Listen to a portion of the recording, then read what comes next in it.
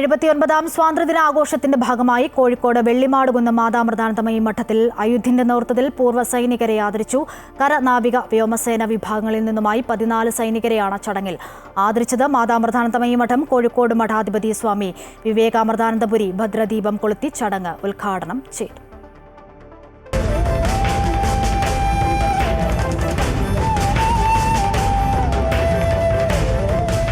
ഭാരതീയരുടെ ജീവന് കാവൽക്കാരായി നിലകൊള്ളുന്ന സൈനികരെ ആദരിച്ചുകൊണ്ടാണ് കോഴിക്കോട് വെള്ളിമാടുകുന്ന് മാതാ അമൃതാനന്ദമയി മഠത്തിൽ സ്വാതന്ത്ര്യ ദിനാഘോഷ പരിപാടികൾ നടന്നത്. അയുധിന്റെ നേതൃത്വത്തിൽ നടന്ന ജനനി ജന്മഭൂമി എന്ന ചടങ്ങിൽ കരസേന, വ്യോമസേന, നാവികസേന വിഭാഗങ്ങളിൽ നിന്നായി 14 പൂർവ്വ സൈനികരെയാണ് ആദരിച്ചത്. മാതാ അമൃതാനന്ദമയി മഠം കോഴിക്കോട് മഠാധിപതി സ്വാമി വിവേകാമൃതാനന്ദപുരി ഭദ്രദീപം കൊളുത്തി ചടങ്ങ് ഉദ്ഘാടനം ചെയ്തു. ചടങ്ങിൽ ഭാരതാംബ പൂജയും നടന്നു.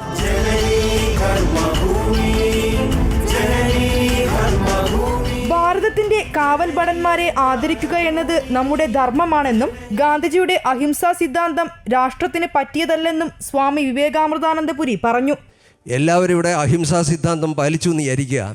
മഹാത്മാഗാന്ധിയുടെ അഹിംസാ സിദ്ധാന്തം നമ്മൾ ഈ രാഷ്ട്രം എടുത്തു എന്ന് വിചാരിക്കുക. ആയുധങ്ങളെല്ലാം മാറ്റിവെച്ചു എന്ന് വിചാരിക്കുക. 10% പേരുടെ 90% പേർക്കും ആയുധമില്ല. 10% പേരുടെ കൈകളിൽ ആയുധം ഉണ്ടെങ്കിൽ ഈ ഭൂമുഖം മുഴുവൻ അവർ നശിപ്പിക്കും. അതുകൊണ്ട് ഇത് ഇന്ന് തുടങ്ങിയതല്ല. ഭാരതം തുടങ്ങിയ കാലഘട്ടം മുതൽ നമ്മുടെ സംസ്കാരം എന്നിവിടെ ആരംഭിച്ചോ അന്ന് മുതൽ ഈ ഭാരതത്തെ സംരക്ഷിച്ചു നിർത്തിയ ഒരു ക്ഷാത്ര വംശം ഇവിടെ ഉണ്ട്, ക്ഷത്രിയ വംശം. അവരായുധം കയ്യിൽ വെച്ചിട്ടില്ലായിരുന്നുവെങ്കിൽ നമ്മൾക്കൊന്നും ഇവിടെ നിലകൊള്ളില്ല. തുടർന്ന് സൈനികർ അവരുടെ അനുഭവങ്ങൾ പങ്കുവച്ചു. മുൻ സൈനികർ എന്ന പദമില്ലെന്നും സൈനികർ എപ്പോൾ വിളിച്ചാലും തിരിച്ചു പോകാൻ തയ്യാറുള്ളവരാണെന്നും അവർ പറഞ്ഞു. സൈനികർക്ക് അർഹിക്കുന്ന പരിഗണന നൽകാത്ത സംസ്ഥാനമാണ് കേരളമെന്നും അവർ കൂട്ടിച്ചേർത്തു. നമ്മുടെ നാട്ടിലൊക്കെ വേണ്ടത്ര പരിഗണനയോ ആദരവോ അവർക്ക് ലഭിക്കുന്നില്ല എന്നത് വാസ്തവമാണെങ്കിലും ഇന്ന് ഇതേപോലെ അമൃതാനന്ദമയി മഠത്തിൻ്റെ നേതൃത്വത്തിൽ അതിലെ ആയുധിൻ്റെ പ്രവർത്തകർ ഇതുപോലൊരു വേദിയിൽ ഞങ്ങളെപ്പോലുള്ള സൈനികരെ ആദരിക്കാൻ സന്മനസ് കാണിച്ചതിൽ വളരെയേറെ കൃതജ്ഞതയുണ്ട്. ശേഷം അയുധിന്റെ പ്രവർത്തകർ സൈനികരെ പൊന്നാട അണിയിച്ചും സിന്ദൂരം ചാർത്തിയും ആദരിച്ചു.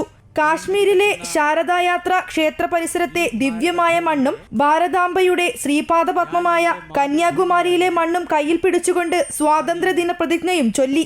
ലഹരി ഉപഭോഗം, ഭീകരവാദം തുടങ്ങിയ എല്ലാ കുറ്റകൃത്യങ്ങളിൽ നിന്നും വിട്ടുനിൽക്കുമെന്നും അവയ്ക്കെതിരെ ജാഗ്രത പുലർത്തുമെന്നും ഈശ്വരനാമത്തിൽ പ്രതിജ്ഞ ചെയ്യുന്നു.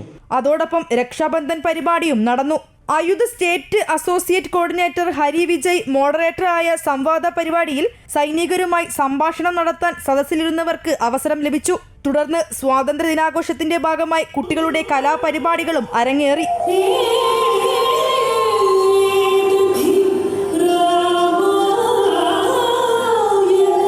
അമൃത ന്യൂസ് കോഴിക്കോട്.